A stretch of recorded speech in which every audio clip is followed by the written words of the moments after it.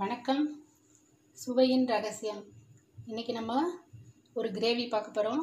பலாக்கொட்டை gravy. அது என்னென்ன வேணுன்றதை நம்ம பார்க்கலாம். ஒரு கப்பு பலாக்கொட்டை எடுத்துருக்கேன். ஒரு சின்ன வெங்காயம் பொடியாக கட் பண்ணியிருக்கோம். தக்காளி 2 தக்காளி பொடியாக கட் பண்ணுது.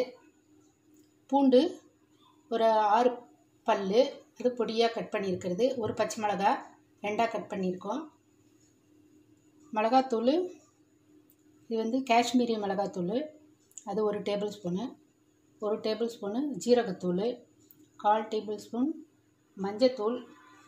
இல்லை முந்திரி ஒரு 6 முந்திரி, 1 டேபிள் ஸ்பூன் பெருஞ்சீரகம், தேங்காய் ஒரு சின்ன 2 பத்தை, உப்பு 1 டேபிள் ஸ்பூனு. இதில் ஒரு 5 டேபிள் ஸ்பூனு எண்ணெய் போடணும்.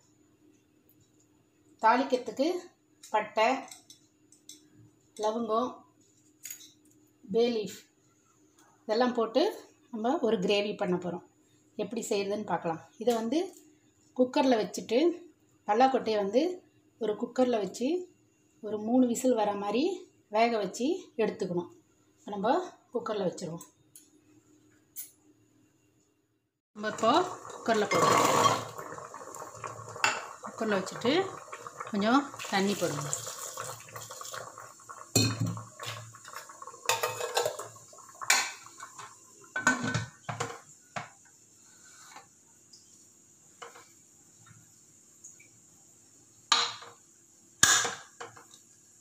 வெந்துட்டோம். நம்ம மிக்சரில் இந்த முந்திரி பெருஞ்சீரகத்தையும் போட்டு தேங்காய் போட்டு கொஞ்சம் தண்ணி போட்டு நல்லா நைஸாக அரைச்சி எடுத்துக்கலாம். நல்லா நைஸாக அரைச்சாச்சு. வெந்தாயிடுச்சு. நம்ம இதெல்லாம் எடுத்து இந்த தட்டில் தண்ணியெல்லாம் எடுத்து இதில் போட்டுட்டு இந்த மாதிரி எடுத்து போட்டுட்டு இதில் தோலை எடுக்கணும். இது கொஞ்சம் சூடாறினோடனே எடுங்க.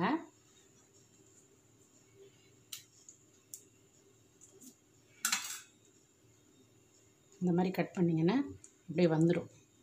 இந்த மாதிரி வந்துடும் தோல். அதே மாதிரி எல்லாத்தையும் எடுத்து வச்சுக்கணும். நம்ம கடாய் வச்சுருக்கோம். எண்ணெய் போடணும்.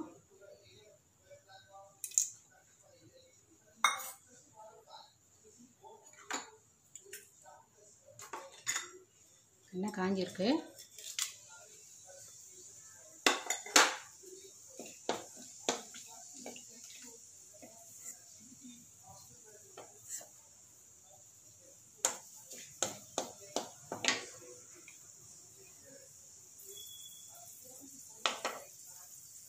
பூண்டு போடணும்.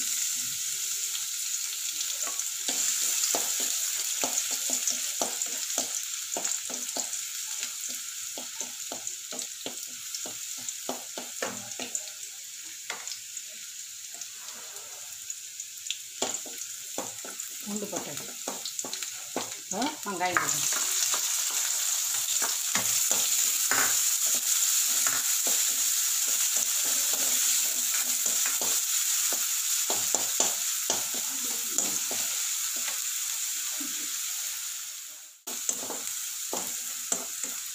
கொஞ்சம் செவக்கட்டும் வெங்காயம்.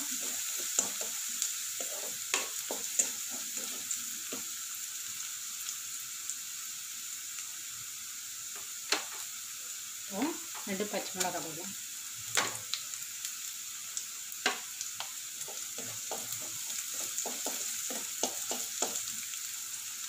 தக்காளி போடணும்.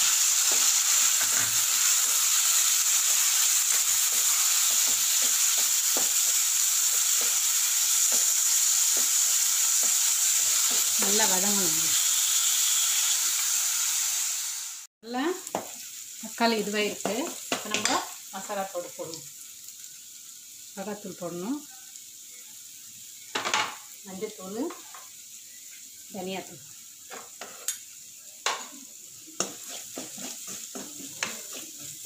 கொஞ்சோண்டு தண்ணி போடணும்.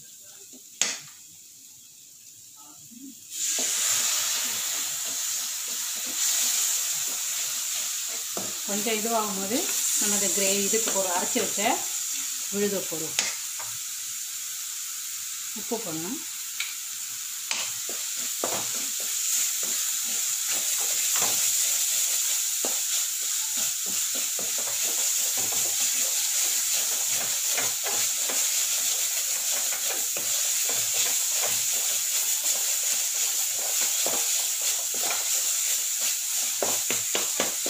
இந்த பச்சை வாசம் போடுறதுக்கோசரம் அந்த கொஞ்சம் நேரம் வதக்கணும். அப்படி மிளகாத்தூள் தனியாத்தூள்லாம் போட்டு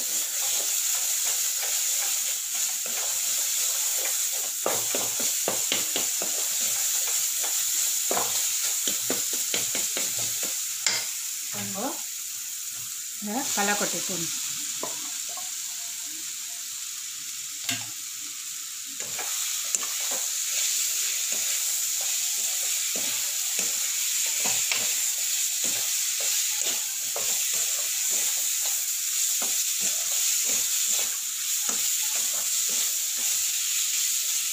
இது ஒரு 5 நிமிஷம் சிம்மில் வச்சுட்டு கொஞ்சம் மூடி போட்டு வச்சுருங்க.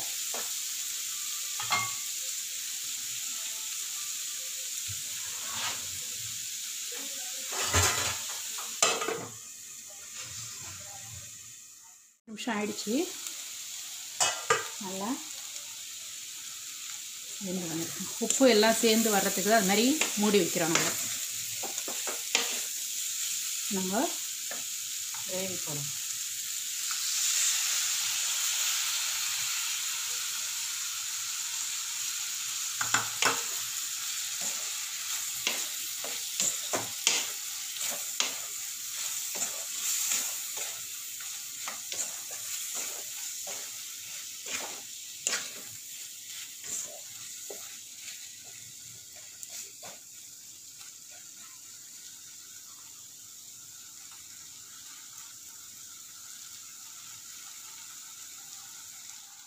கொஞ்சோண்டு தண்ணி சேர்க்கலாம்.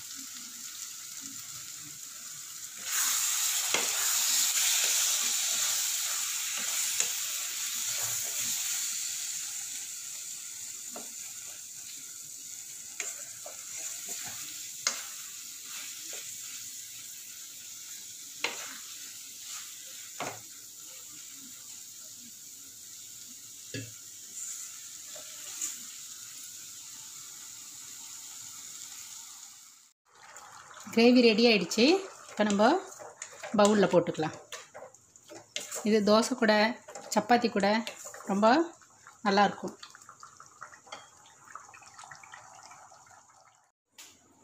பல்லாக்கொட்டை கிரேவி ரெடி ஆகிடுச்சு. இந்த மாதிரி செஞ்சு பாருங்கள். தேங்க்யூ.